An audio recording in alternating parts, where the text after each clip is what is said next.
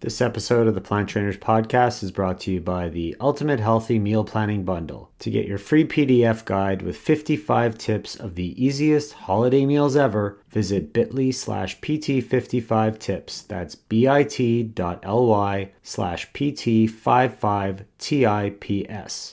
And now, on to the show. Welcome to the Plant Trainers Podcast, where we're helping people improve their quality of life through nutrition and fitness. And now, your hosts, nutrition and wellness coaches, international speakers, Adam and Justyna Sanders. Hey, I'm Adam Chaim. And I'm Justyna Sanders, and we are Propelled by Plants. Today we bring to you episode 229, Prescription Lifestyle with Justyna Sanders, MD. In today's episode of the Plant Trainers Podcast, we talked to Dr. Justyna Sanders about lifestyle medicine and how health is so much more than the food that you put on your plate and the weights that you're lifting in the gym. She stresses that there are 5 key principles that you need to work on in your life in order to reach your optimal health. We tackle the popular questions like, is IBS real? Is organic really that important? And how do we know how much we should be eating of what kind of foods? This is the episode you need to hear if you want to work towards total optimal health. Dr. Justyna Sanders is the CEO and founder of Prescription Lifestyle. After obtaining an Honors Bachelor of Kinesiology degree from McMaster University in Canada, she then went off to complete her doctorate in medicine from Poznan University of Medical Sciences in Poland. As a visionary and advocate for the field of medicine and the health of humanity, Dr. Sanders created PrescriptionLifestyle.com, whose objective is to provide life-saving information, promote health, wellness, and prevention via evidence-based recommendations. Her wish is that this platform will influence the use of whole plant-based nutrition as medicine, aid in the unification of all evidence-based disciplines of medicine into one system, encourage the use of personalized medicine, focus on whole body health and the underlying causes of disease, but most notably, to revere lifestyle as medicine. Dr. J sincerely hopes that through her work, she will inspire and empower people to take autonomy of their own health and ultimately aid in the transformation of medicine. You've heard us say training for life a lot. We put it on our Instagram posts, Adam puts it in his Strava and Facebook post, and it's really gaining traction. Now you could be reminded to be training for life with our brand new hot off the press Training for Life t-shirts. You won't want to take off this smooth unisex Training for Life tee. It's made up of a uniquely soft tri-blend that creates a stylish modern fit. Of course, we also have our Propelled by Plants performance tees that's printed on the exact same Ironman finisher microfiber material.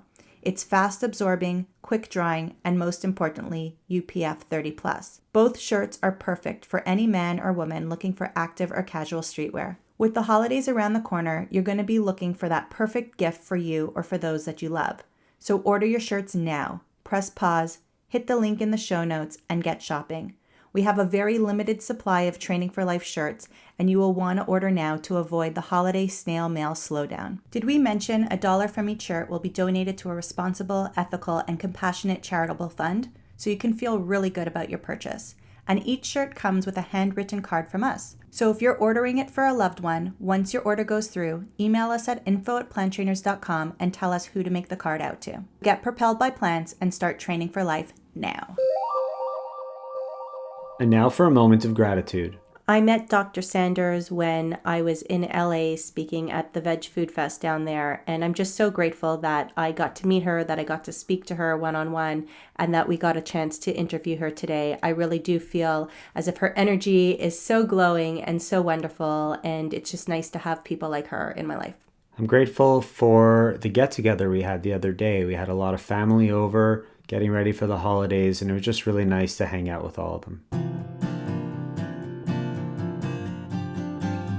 Dr. Justyna Sanders, thank you so much for being on the Plant Trainers Podcast today. Thank you so much for having me. We just had an amazing chat. I think we had our own little podcast together here. We've been talking for quite a while. And I got to know you a little bit in LA, and it was so great to know you there. And I'm excited for our listeners to hear what you have to say as well today, because we're really impressed with your whole outlook and your whole theory. And before we get into that, we want to know if you have a moment of gratitude that you'd like to share with us and our listeners. Absolutely. And just wanted to say thank you so much for your kind words. This literally means the world to me, hearing such positive words and feedback from people, because this is what I do and chose to do what I'm doing in my life right now. And I just want to take, a moment to tell the audience, your beautiful, wonderful audience out there listening, thank you so much for, your attention, and thank you so much for taking this step into this beautiful world of using, food as medicine. I just am looking forward to the future and the transformation that I know our planet deserves and needs, because it's ailing right now. Our healthcare system, which I believe is a sick care system, or more or less a sick system, it can be fixed. And I have faith and hope that together we can all do this. So thank you for being here today. Thank you so much. Those are beautiful words. And when I was reading up on you, which I didn't get from you when I first met you, is that you were actually born in Poland. I was born in Poland. That's so interesting, because you grew up in a whole other place and you were a refugee for a while. And I just wanted to just touch for a few minutes and see, what was the food like in terms of being a family seeking refugee back then? Yeah, so the food, it was communism at that time in Poland. So we already didn't have access to many different foods that we would have in the Western world today, for instance. The things that we did have, though, a lot of them were potatoes. So a lot of the traditional Polish dishes that we ate were based around potatoes, but also very, very heavy in meat and dairy. So you could find meat and dairy in everything from kielbasa. So that's basically sausage equivalent in North America, and pierogies loaded with cheese and bacon, lard, tartar, which is raw beef. These were staples in my family growing up, and I knew nothing else. So even growing up in a communist country and not having access to everything, you still had access to the foods that were essentially making you sick. And do you think that you would have been better off had you not had access to those kinds of foods? That's an interesting question. Possibly, yeah. Maybe, having just nuts potatoes. And seeds, or just potatoes, really. That's a very good point. Because you had talked about not having this big realization, like so many other people out there saying, oh my gosh, I'm so sick, I have to do something about it. Here's a plant-based lifestyle, I'm going to take it on. You didn't realize that you were sick until afterwards, and you kind of were just playing every day, one day at a time. And it's possible that these foods that you were exposed to as a young child really messed up your body and put you in this situation where you had those issues. Absolutely. And it wasn't until, we were refugees and living in Italy, it wasn't until after we moved to Canada that we adopted more of a standard American diet, but still had a lot of the Polish traditional inflammatory foods. And it wasn't until later in life that I noticed some health problems personally that I actually thought were quite normal at the time. So I never sought, any medical attention regarding them. So what kind of problems are you referring to, and at what point did you make the transition away from the animal products and into the whole food plant-based world? Oh, wow. This is a big one, you guys. So the problems I was having, and I didn't notice this until my teens, honestly, probably around age 14, I started having a lot of constipation, bloating. I would look like I was pregnant all the time. And it would come and go, and I never linked it to diet. It wasn't something that was enforced in my family. It wasn't something that I learned anywhere else in school or anything from any type of educational resources. And I let that go until, honestly, university, when I was, doing my undergrad in kinesiology, and I was doing a nutrition course there, and I started learning about, oh my gosh, there's this aspect of nutrition, and this is all, biochemically it makes sense, and maybe there's something to do with my diet. So I started questioning. I sought medical advice then. I got diagnosed with IBS, but it was constipation predominant. And let me tell you, my whole life, it was like Zena crackers or tea, Metamucil. It was eating prunes for snacks. People would look at me weird, but I just became, it was second nature to me. I had no other answer out there other than eating this because it was the only thing that made me go. And yeah, it was really 2 weeks of not going to the bathroom that really pushed the bar and made me go seek medical attention. My doctor at that point, though, didn't give me any other advice other than to give up certain foods. And this, looking at it now, is so funny and so wrong. She told me not to eat tomatoes because of the skins. She told me not to eat basically anything with the skin on it. And as we know, it's the skin in fruits and vegetables that has the most fiber. So she was telling me to do the exact opposite. It was just the wrong advice. And I was just eating a lot of meat every day, a lot of dairy, as long as low fat. I learned this all in kinesiology, which, looking back, my nutrition in undergraduate school was flawed as well. There's so many things that they taught us that were absolutely wrong. Couldn't be further from the truth. So yeah, I learned that. And it wasn't until later years after medical school that I adopted a whole food plant-based lifestyle, not diet, that everything I ever thought was normal at one point and then knew wasn't normal completely cleared up without a prune, you guys. Without a prune. Without a prune. So yeah, not that I don't like prunes, but I don't eat them like I used to. So yeah. So I don't know if you find this, but I've noticed that when doctors don't know what's really going on with their patients, a lot of the time they diagnose them as having IBS. It seems to be an umbrella that they like to put people into. And I don't know if that's all doctors, but a lot of the people that I speak to, they're telling me, yeah, their doctor told them they have IBS and they shouldn't be consuming, just like your doctor told you, you shouldn't be consuming foods that have fiber because it's going to irritate the bowels and it's going to irritate the stomach and they're going to be feeling terrible. IBS, it's bullshit. Yeah. Love it. Like, I don't know if it's real. Is it a real thing? Absolutely. So, it is a thing, but I don't believe that it's a thing without a cause. If you look at functional medicine, its basis is the underlying cause, finding the underlying cause of disease. And this is something 101 we should have learned in medical school, and we don't learn it.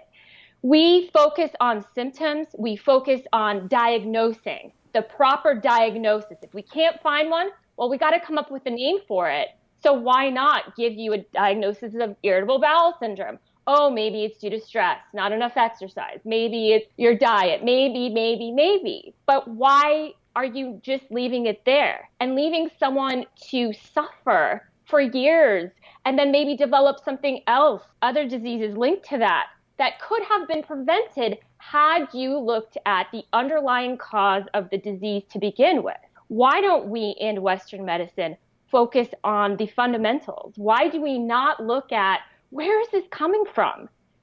Let's look at the cause, focus on getting rid of that cause, and then start replenishing and renourishing the body to give it what it needs to heal itself.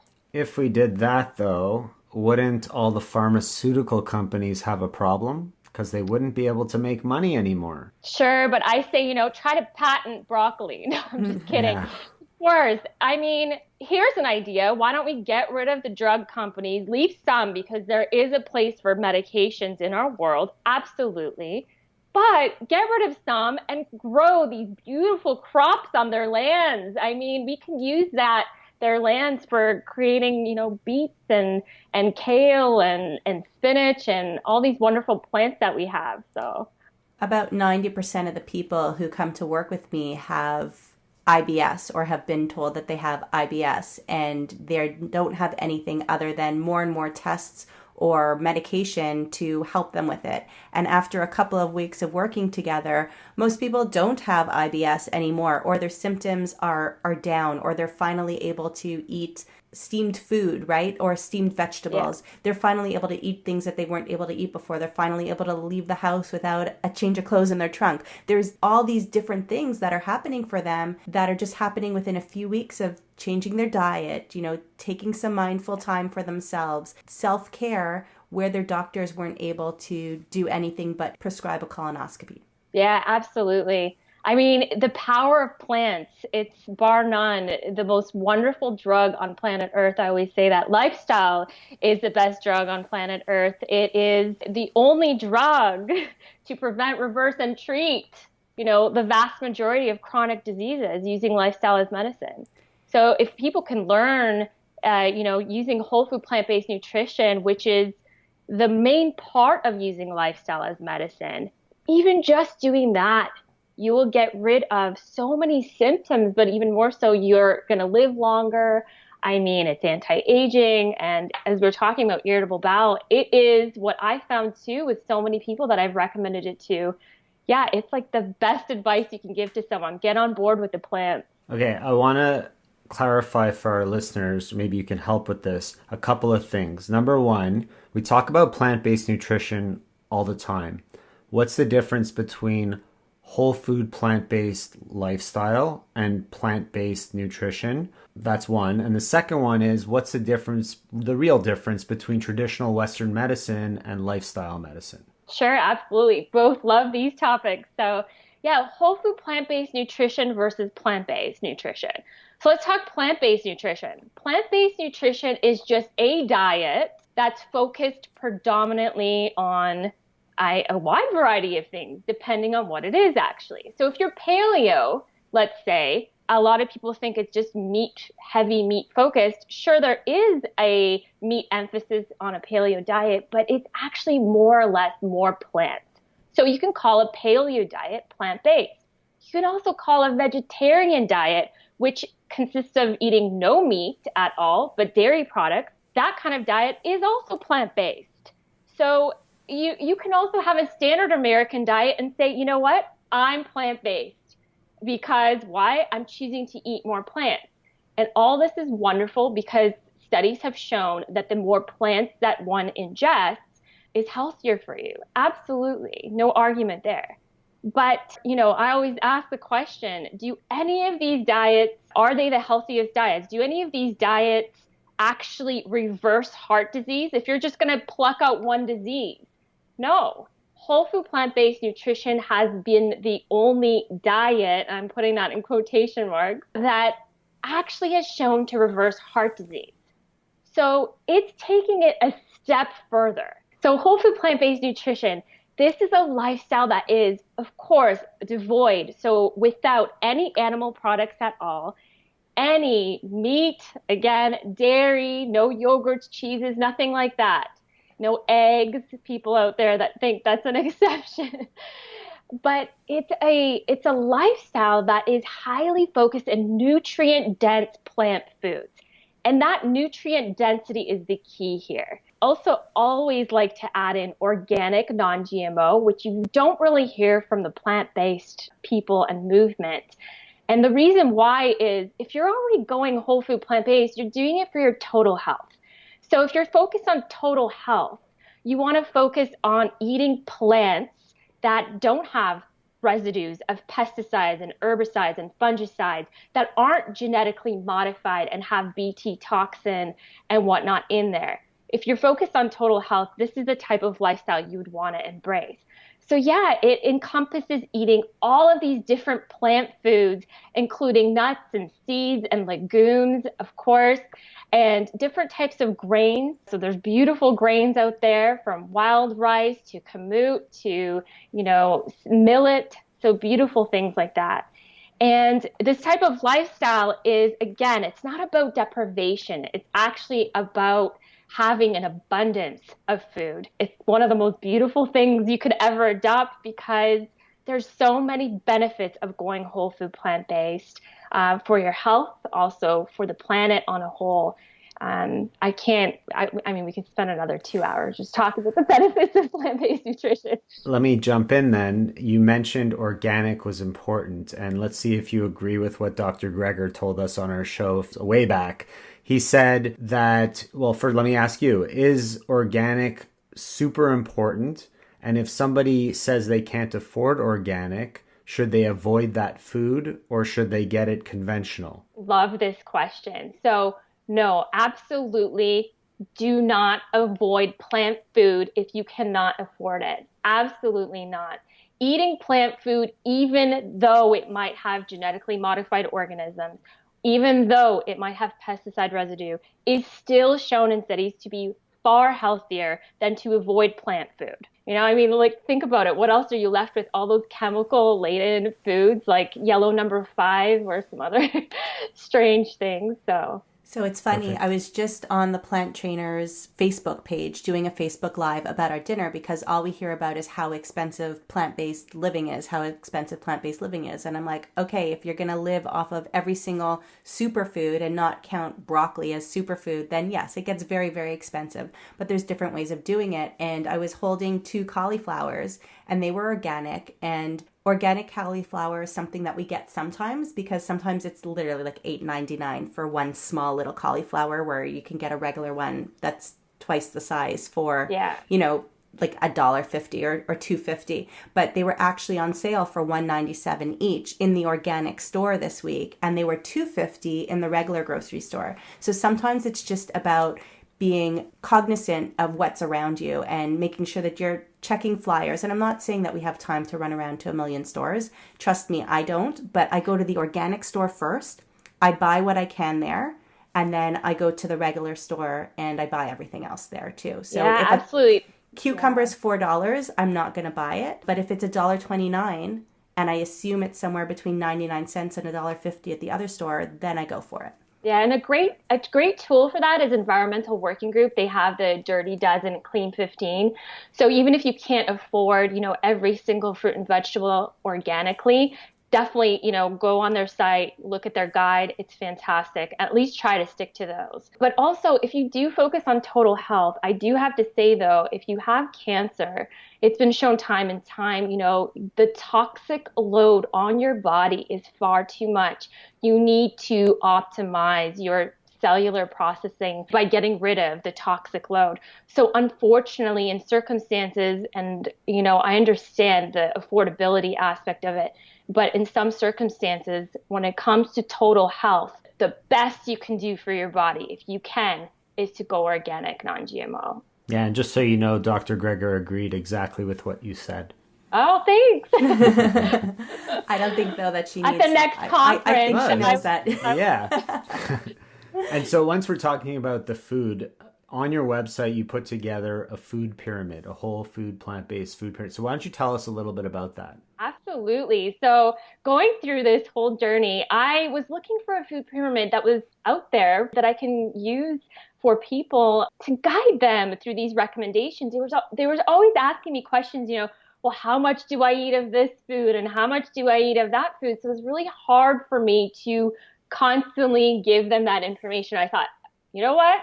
I'm just going to create my own pyramid based on all the research that I've gained, and I'm going to do all the photography for it. So that's what I did. I created a whole food, plant-based lifestyle food pyramid, and you can find it on my website, www.prescriptionlifestyle.com.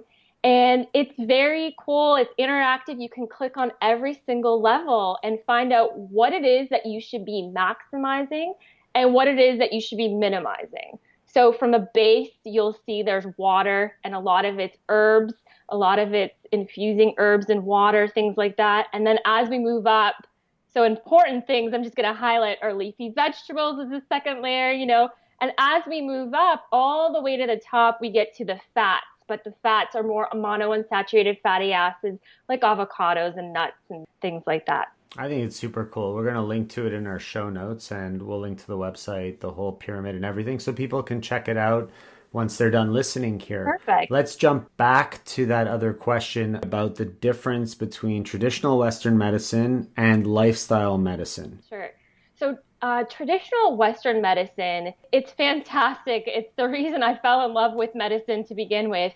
I mean, the whole premise is, of course, to help a person heal from whatever condition they're undergoing at that moment. But what is extremely lacking is the preventive or prevention aspect of it. And notice I didn't say to help prevent someone from developing something.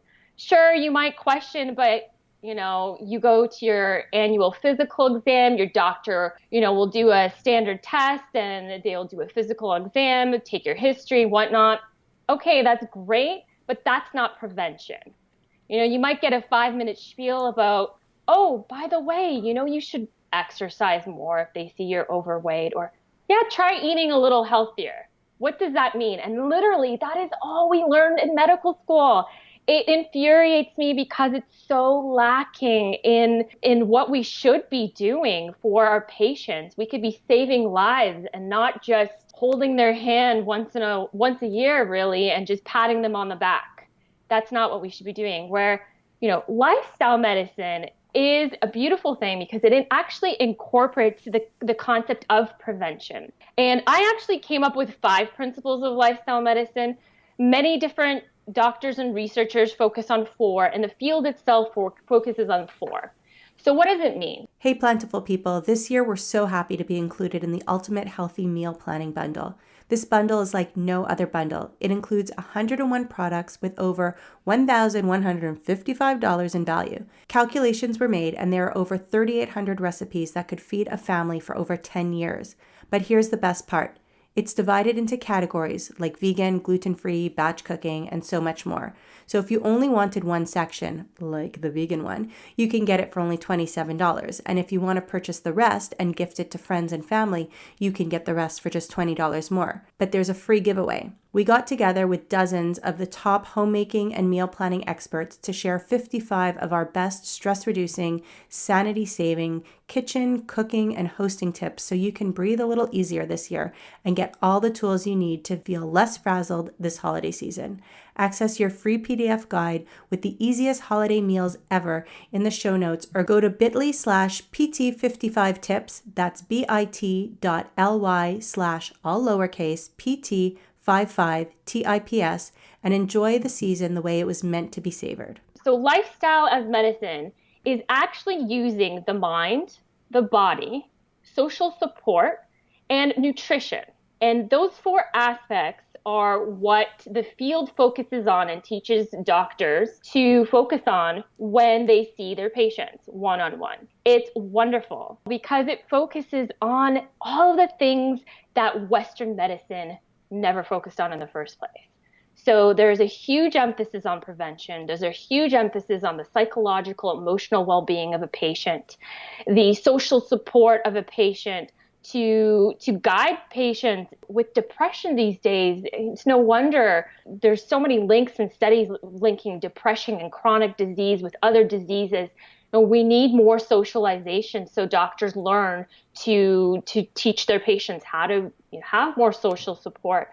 And regarding physical activity, of course, we didn't learn this in medical school. There was not one class on physical activity, the benefits, and why is exercise so important. I spent 4 years in kinesiology learning this, and let me tell you, there's a lot of information on it. And for us not to even have 1 hour of this type of education it's almost like fraud. It's not allowing doctors to have the whole set of tools they need to have in order to help people the way we need to help them. And that's saving lives. We took an oath to do no harm. To do no harm, we should get educated in all of these aspects and convey that information to our patients. What is the 5th principle that is missing from lifestyle medicine that you include? Absolutely. So this is what's exciting. And through my research, I found that one of the biggest components, especially these days in our toxic environment, are the environmental impacts on our health. Things like we were talking about organic, non-GMO, those chemicals, but also our cosmetics. What we're putting on our body, endocrine disruptors in our plastic lids or receipts that you get from the store. You grab a receipt, you're thinking, oh, I'll just stick this in my pocket. Well, you just got BPA, for instance, on your fingers. Do you know the numbers of how long that takes to absorb into your skin? It doesn't take long. It takes just like a couple of seconds until it absorbs into your skin, right? It doesn't take long. The exact number I don't have for you, sorry. But it's for me to focus, like when I like to talk about this, I like to talk about the cumulative effect. It's what you do every single day. So, you weren't thinking, okay, it's just a plastic cup. What's the big deal? Today I'll just drink out of this plastic cup. But then it's like you drink out of the plastic cup and then you go and touch a receipt and then you go outside and there's a lot of pollution or smoke, or look at the wildfires, or just wherever you're living, all of these things. Or you're sitting at home and there might be formaldehyde outgassing from furniture, or all these different things that we're exposed to, and in our food and in our water. Pharmaceutical drugs get in our water, things like heavy metals. These are things that these days we cannot ignore. And this is no wonder why cancer rates are so high these days, because the toxic burden on our bodies is far greater than our bodies can actually handle and get rid of. So I know a lot of people are thinking, why don't I just live in a bubble? How do we still live a life that allows us to be with our friends and live in a city that we live in, and we're unable to move to another city, and we can't replace all of our furniture and our beds and our linens, everything all at once, and we're here sitting on our toxic couch from wherever, from IKEA, I don't know. But that IKEA. People are thinking, well, I'm damned if I do and I'm damned if I don't. I get that. And at the beginning, it can seem extremely daunting, overwhelming. And but I always say it's the little things. If you have a choice and you have the knowledge, I always say knowledge is the gateway to your health, because it really is. If you have the knowledge and you're conscious of these little things that you can do or can afford to do, I'm not saying go out and buy new furniture tomorrow, of course not. But you can buy a glass bottle and you can take it to your coffee shop or your tea shop and ask them to fill that up instead of drinking out of the plastic. There's things you can do at home. You can do things like get an air purifier, or there's many different things that you can do that don't require a lot of money. So replacing cosmetics, for instance, maybe finish up this bottle, okay, but next time you're looking for a deodorant, get one without aluminum, but also without all those other petrochemicals and phthalates and whatnot. So I can't remember the last time either of us bought deodorant. It's just something, maybe in LA it's different, but up here it's just not something that we need anymore. We don't feel that our body makes that kind of smell anymore. And if you're going to sweat, you're going to sweat. There's nothing you should do about that. You're sweating for a reason. But I know I've started making my own hand soap at home, and I have the foaming pumps. And if you buy a bottle of Dr. Bronner's with very little ingredients and water and a little bit of good quality essential oils, create your own hand soap. And for $11, I have that huge bottle where I've made so many different pumps, and I use it on my face. And to go out and buy a pump of dirty foaming soap, it's like $3 or $4 a pop. So you'd be surprised how it's not that much more expensive to actually go out and do that. And the cumulative effect for your body is humongous. Absolutely. I love that. And Dr. Bronner's all the way. Yeah. Yeah. Lavender flavor. Oh, I love it. I was talking to a group of about 25 people today, and we were talking about health and wellness. And I asked them, what does it mean to be healthy? What does wellness mean to you? And the answers were interesting, because what people were focusing on was simply food and exercise. And they missed out on, first of all, they needed to go further with their definition of food, because if I told everybody what it was right now, you'd probably throw up in your mouth. But I wouldn't be surprised, I'm sure. Yeah, but they were missing but they were missing the rest of the points. Like, food is part of it. Exercise, which I explained should be considered to be movement rather than exercise. That's another one. But they missed out on the social, they missed out on the spiritual, they missed out on the emotional, mental, and they missed out on the environmental. And all these things really come into building a healthy person, a healthy body, a healthy lifestyle. And these are the principles that you speak of that really encompass what wellness is all about, that I think more people need to learn about, understand, and apply to their own lives. Absolutely. I love that. Thanks so much. And that's true. And that's exactly it. It's about a whole health. It's about total health, not just an aspect of it.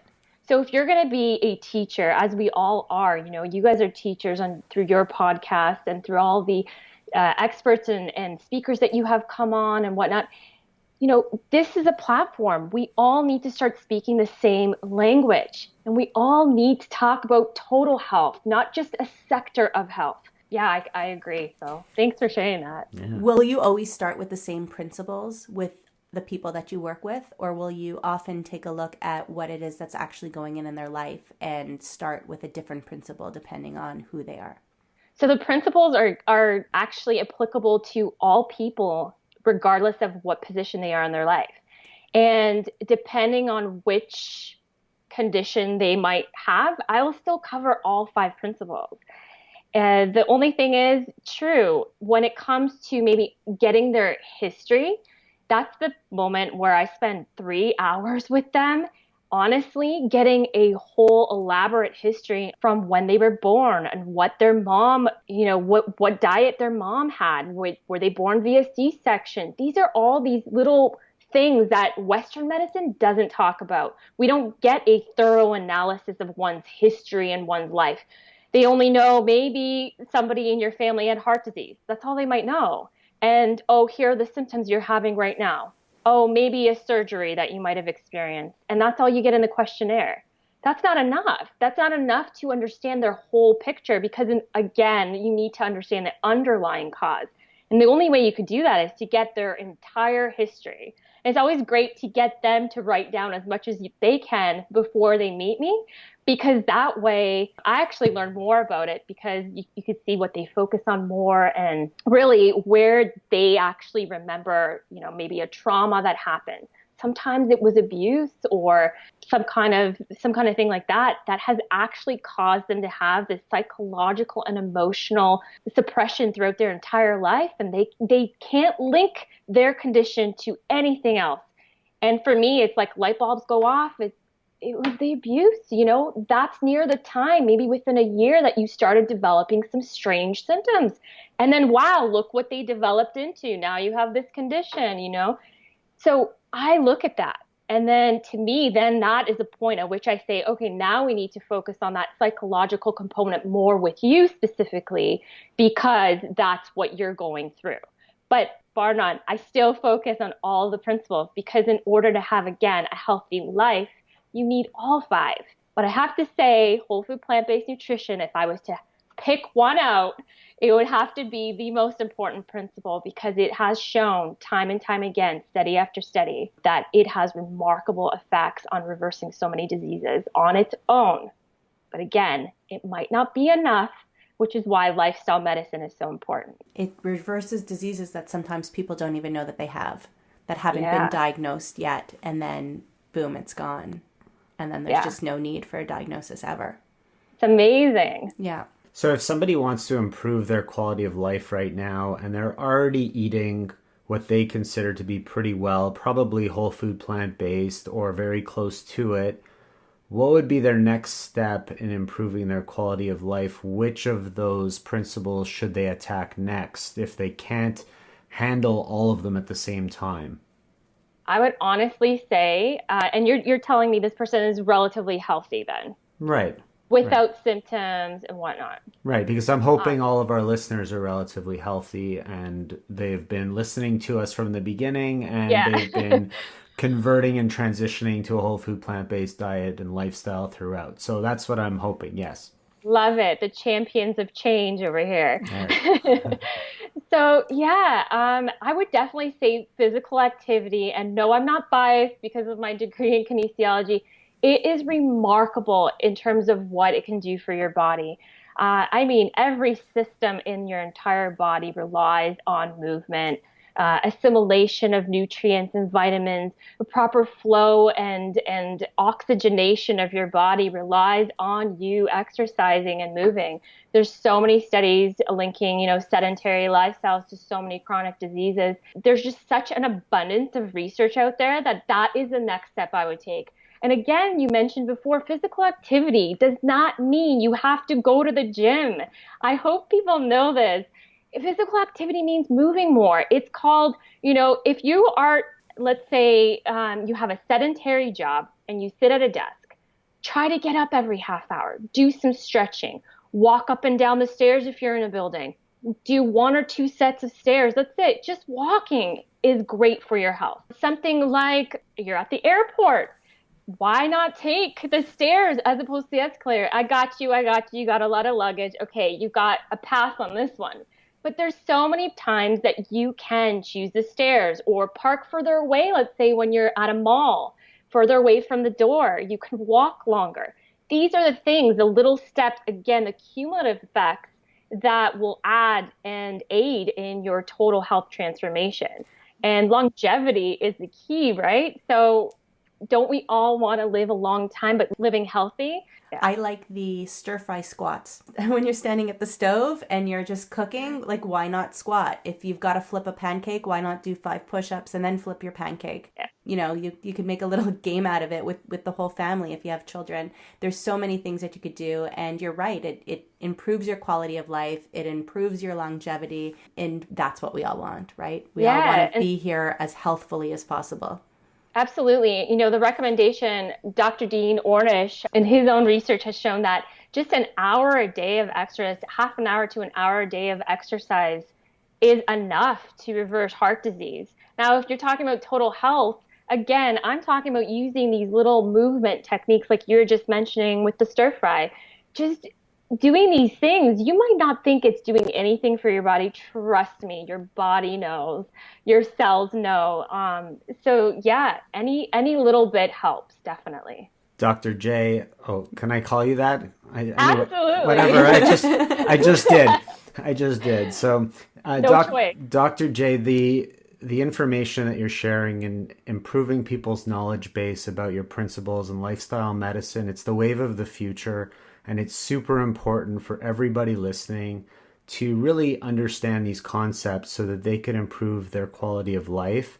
And the more people that understand that, I think the healthier our planet's going to be, not just the people on the planet, but actually the planet itself. So I just want to thank you so much for sharing everything and having you on the show today. I think it's been great. A lot of important and excellent information. If people want to reach out and connect with you, where's the best place for them to catch you? Absolutely. So prescription, like a prescription pad, but it's prescriptionlifestyle.com is my website. And you can find me on all different social media. And yes, trust me, I'm working on a YouTube channel, so that'll be coming out pretty soon. And I'm working on various different projects, so please stay tuned for that.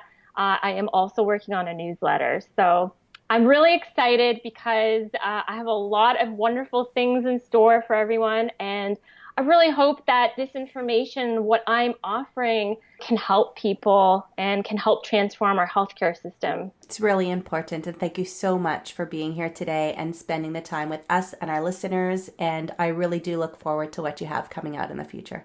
Great. Thank you guys so much. I really appreciate it.